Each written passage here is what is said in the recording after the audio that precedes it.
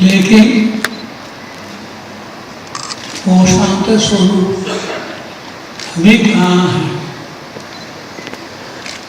अभी अपने अपने आत्मा में है। हमारा आत्मा इस मध्य प्रदेश तक आकर के यहाँ से संन्यास दीक्षा लेने के लिए काशी गए।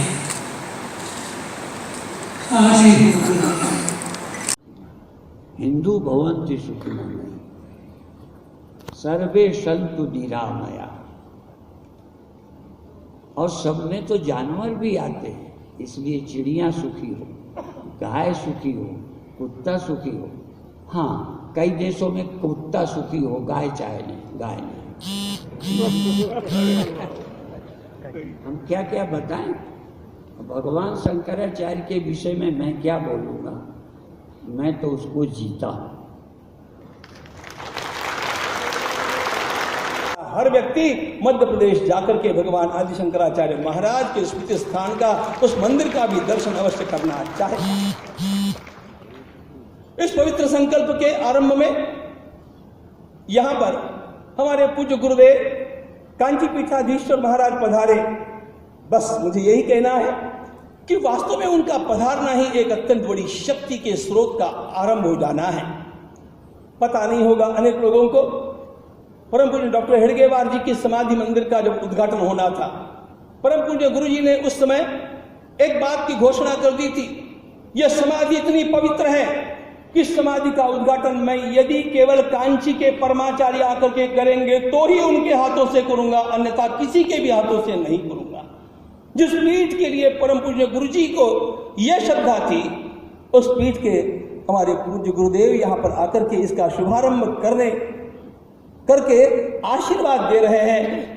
ध्यान रखना, सारे संकल्पों की सिद्धि इस शुभारंभ में आप लोगों को प्राप्त होने की शाश्वती प्राप्त होगी।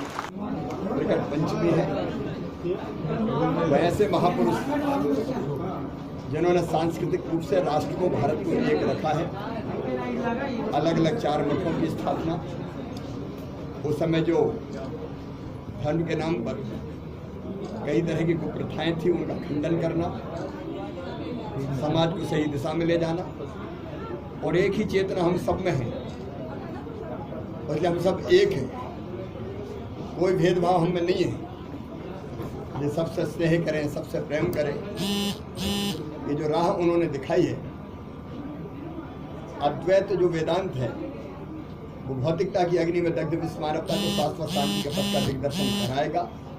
और इसी भाव से राष्ट्र उनका ऋणी है, विश्व उनका ऋणी है। इसलिए हमने तय किया कि उनका प्रकटोत्सव पूरे मध्य प्रदेश में सभी जिलों में नीचे तक मनाया जा रहा है। भगवान शंकर की, आचार्य शंकर की अष्टधातु की प्रतिमा ओंकारेश्वर में लगाई जाएगी। उनके नाम पर जो न्यास बनाया है वो वेदांत को, विशेषकर अद्वैत वेदांत को जनता के बीच तक ले जाए, ताकि हम सब एक हैं, एक ही चेतना सब में ये विचार नीचे तक जाए और सारे मतभेद और वितंडावाद समाप्त हो जाए।